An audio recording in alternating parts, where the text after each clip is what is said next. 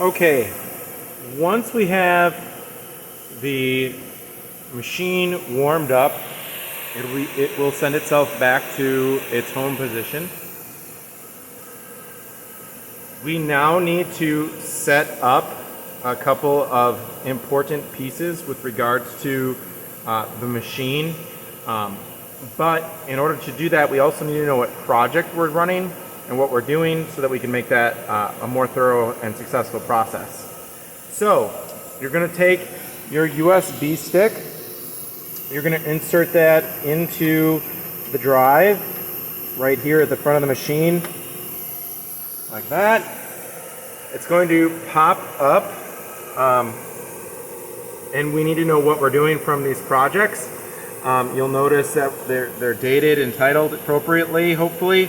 One thing that I always try to do is put the date in as well as what it is.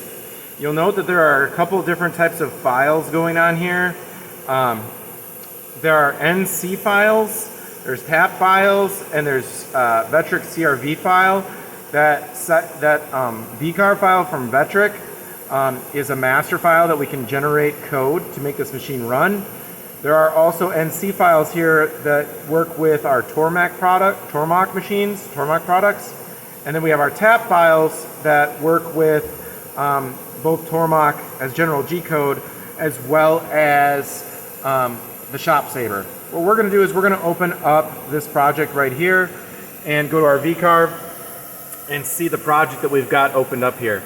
Now, there are other videos with regards to how to set up these files, so hopefully you can review those and understand what we're looking at here.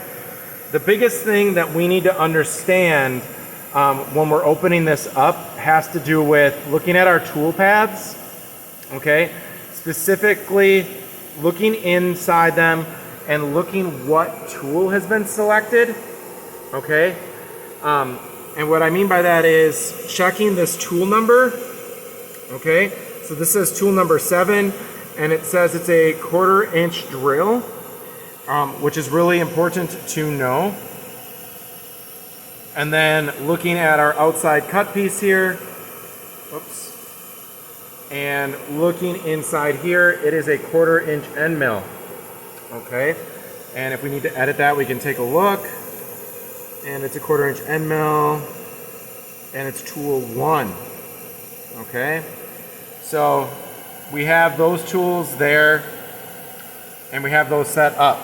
The reason that's important is when we're looking down here at our tool rack on the ATC, automatic tool change, we need to look to see what we have set up. So tool 1 is a 1/4 inch end mill, and it is, okay? And tool number 7, so 7, all right, is a 1/4 inch drill. And we want to make sure that that is true.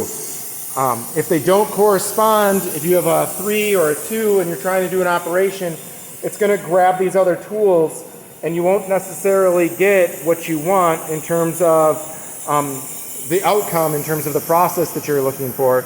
And you can snap off drills if you're trying to do a milling process, or you can use the wrong sizes, etc. So knowing what you're doing, we are going to be cutting all of these different circles out. There are some holes that need to be stopped in here, and so knowing that, we need to set that up. One thing that we may consider doing in this process is we're supposed to be putting 1/4 inch drill bits holes into this material, and this is a pretty slick material, and so we might want to put some spot drills in. So those are little hole divots that the drill can follow so that it doesn't bend or slide, so you get much more accurate results. So we may need to look up and see where we have a spot drill, which we do right here, that we can use in the process. So we're probably going to put a spot drill into the code, and so we can set that up appropriately. So in this process, we've we've checked this V-carve out. We don't necessarily have to bring it over to this machine, but I wanted to show that those tool paths need to have the right tool selected. which they are on our ATC, those need to match up or else we may not have the right results. I'm going to include the spot drill into this code and do that edit on another video. On to the next video.